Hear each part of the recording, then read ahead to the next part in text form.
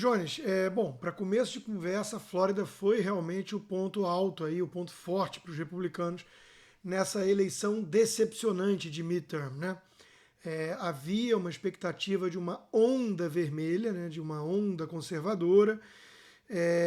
Alguns esperavam até 54 assentos no Senado, que daria uma larga vantagem, uma maioria folgada aí para os republicanos embarrearem, né, muito da agenda radical democrata e, na verdade, está na dúvida ainda se vai ou não, né, ter 50 a 50. Depende da Geórgia, que é um estado historicamente azul também, democrata, mas que está com indefinição ainda. Já aqui na Flórida, não. Aqui na Flórida, o Ron DeSantis levou com basicamente 60%, né, a reeleição para governador. O Marco Rubio foi reeleito para o Senado. Então, aqui realmente a turma republicana deu uma asfaltada nos adversários. A que se deve isso? Bom, eu tenho para mim, Jones, eu já fiz essa análise antes aqui no nosso programa, com base num livro, inclusive, do Victor Davis Hanson, que é um historiador militar que eu gosto muito, professor da Califórnia, do Case for Trump. Escreve para a National Review e é publicado, traduzido na Gazeta do Povo, exatamente. Ele tem um livro chamado The Case for Trump, que traz lá a figura, até da mitologia grega e tudo, do herói trágico, né? E o herói trágico é aquele cara que só não tá no bando, né, por acidente do destino. E ele é o cara capaz de enfrentar esse bando. Então eu já fiz analogia com até mesmo onde eu vivo aqui, a pacata e aprazível cidade de Weston, 70 mil habitantes. O xerife aqui fica tirando gatinho de árvore ou então redirecionando o alligator de volta para o canal. Se uma cidadezinha dessas é invadida por um grupo de marginais, esses xerifes não vão ter muita estamina, estofo e condição de enfrentá-los. E aí teria que ser alguém, né, que por acidente não faz parte do bando. Mais ou menos análogo a filmes que a gente já viu de heróis policiais, né, tipo Little Weapon, Máquina Mortífera, do Mel Gibson. Aqueles heróis assim que o cara tem pouco a perder, a família já está desestruturada, o cara não consegue pagar a pensão da mulher. E ele tá lá, né? É esse cara que vai se infiltrar na Al-Qaeda para tentar desbaratar a Al-Qaeda ou máfia e por aí vai. Então, a figura do Trump era um pouco essa figura do herói trágico. Muito heavy metal, muito tweet desnecessário, né? Muito.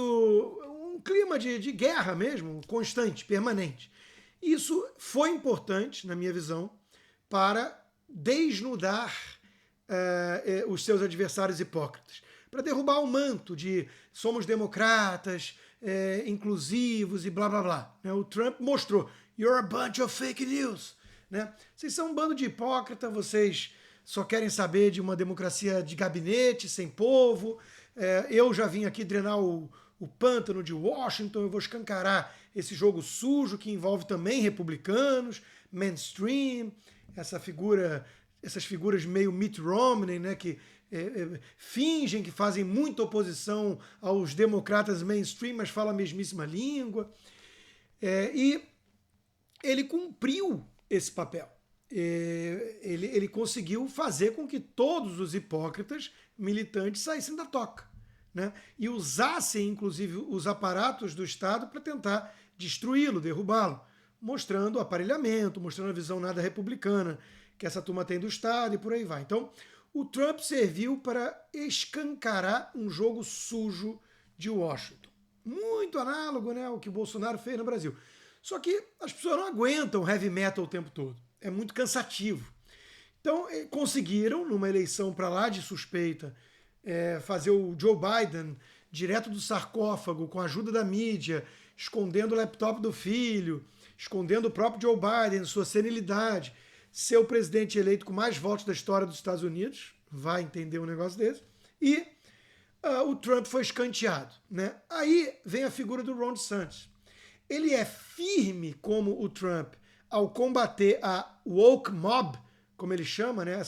essa turma pseudo-progressista, fanática, ideologia de gênero, blá blá blá, a mídia corrompida, corrupta, enviesada, militante, e ele combate tudo isso, mas de uma maneira mais presidenciável, com liturgia do cargo, com firme, mas sem perder a medida, né?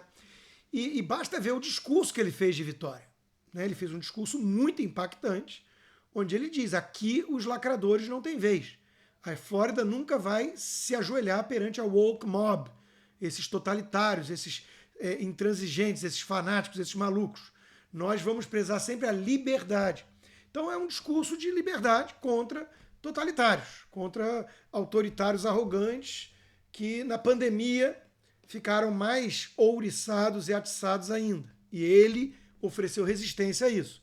Começou ali aderindo como quase todo mundo e logo depois viu que estava tudo errado e passou a ser a maior resistência dentro dos Estados Unidos a essa mentalidade, né? De ditadura sanitária. Ele foi o governador que mais lutou para preservar as liberdades de ir e vir, de empreendedorismo, alguns exemplos são muito marcantes. As escolas, que ele se recusou a fechar, e também combateu a ideologia de gênero nas escolas, falou que isso não era assunto de professor militante ficar doutrinando as crianças.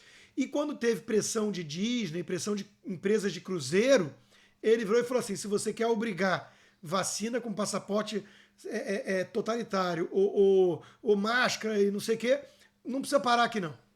Vocês não são bem-vindos na Flórida. Foi uma postura muito corajosa e intransigente que rendeu bons frutos porque os totalitários tiveram que ceder. Então tudo isso foi premiado nas urnas.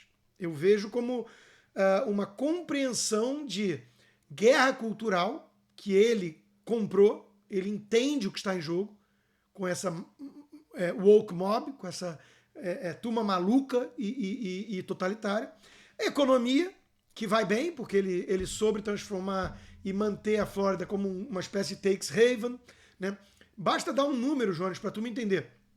A estimativa do ano passado de imigração líquida entre os estados mostram mais ou menos, grosso modo, tá? Mais de 30 bilhões de dólares de saída de Nova York e Califórnia, e a Flórida disparado o estado que mais atraiu quase todo esse montante para si, né? E Texas vem lá num segundo lugar meio afastado, e o Greg Abbott também foi reeleito, né? E são os dois que, por exemplo, para esfregar a hipocrisia na cara dessa turma, pegaram imigrantes ilegais e mandaram de avião ou de ônibus para as sanctuary cities, onde o Obama, por exemplo, tem uma propriedade multimilionária, né? E mandou lá 50 imigrantes ilegais e causou um rebuliço danado, uma celeuma e uma crise nacional. Vejam só, o Texas enfrenta diariamente muito mais entrada do que isso. Quando bastou mandar 50 imigrantes ilegais para essas cidades, a turma democrata descobriu que o muro do Trump talvez faça sentido, né?